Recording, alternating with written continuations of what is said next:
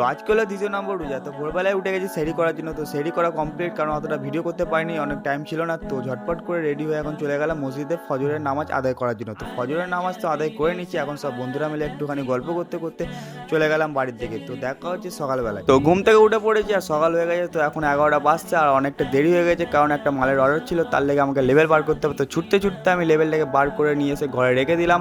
তো লেভেল বার করা তো কমপ্লিট। এখন যে মালটাকে প্যাকিং করতে হবে, যে বালাটাকে প্যাকিং করতে হবে, সেটাকে এখন নিয়ে চলে যেতে হবে বারান্দায়, কারণ বারান্দায় বসে আমি প্যাকিং করি। সব মালপত্রগুলোকে নিয়ে আমি এখন বারান্দায় বসে পড়লাম। তো মালটা প্যাকিং করার আগে আমি একটু চুলে তেল দিয়ে দিলাম, কারণ চুলে তেল দেওয়ার কারণে মাথাটা একটু ঠান্ডা হয়ে থাকে। তো চুলে তেল দেওয়ার পর আমি এখন লেগে পড়লাম। তো ফার্স্টে আমার কাজটা হলো যে পোড়াটাকে ভালো করে চেক করে নিতে হবে, তারপর মাপে মাপে আমাকে যে প্যাকেটগুলোকে কেটে নিতে হবে ছুরি। তো কাটার পর এখন আমাকে ভালো করে উপর দিয়ে টেপ মেরে দিতে হবে। টেপটা মারার একটাই কারণ, যে মালটা সেফ থাকবে, মালটাতে না চুরি হয়ে যায়। তারপর প্যাকিং করার পর যে লেভেলটা কিনেছিলাম সেটাকে ভালো করে চিপকে দেওয়ার পর আমার মাল এখন কমপ্লিট। যখন ডেলিভারি বয় আসবে তখন তাকে দিয়ে দেবো। তো আজকে হলো জুম্মার দিন। তো ঝটপট করে চান পান করে আমি পাঞ্জাবি পরে ভালো করে আতর লাগিয়ে শুয়ে চলে গেলাম মসজিদের দিকে। তো মসজিদে এখন চলে এসেছি। তো এখন খুতবা শুনবো। তো নামাজ পড়ার পরে তোমার সাথে দেখা করছি। তো নামাজ পড়া তো আমাদের কমপ্লিট হয়ে গেছে। তো এখন গাড়ি আবার বেরিয়ে পড়লাম একটু ঘোরার জন্য না, সোনু ভাইয়ের সাথে গেলাম ওর নানির বাড়িতে ওর খাবার দেওয়ার জন্য।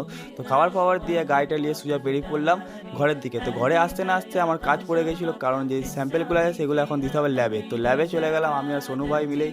তো ল্যাবে এখন সব মালপত্রগুলো দেওয়া কমপ্লিট হয়ে গেছে। তারপরে একবারে আসরে নামাজ পড়ে আমি ঘরে চলে এলাম। তো ঘরে এসে রান্নাঘরে দেখি মা এখানে তেলে ভাজা ভাজছে। তো মা এখানে তেলে ভাজা ভাজুক। তো নিচে একটু চলে গেলাম ঘোরাঘুরি করার জন্য। তো এখানে দেখি কে বট গাছের দাঁতন দিয়ে গেছে।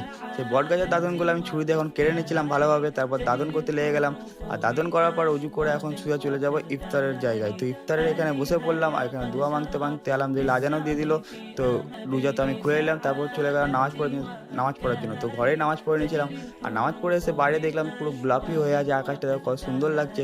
তারপর চা খেয়ে আজকে মিনি ব্লগটা এখানে শেষ করলাম। যদি ভিডিওটা ভালো লেগে থাকলে অবশ্যই একটা ছোট্ট লাইক করে দেওয়া, চ্যানেলটাকে অবশ্যই সাবস্ক্রাইব করে দিও।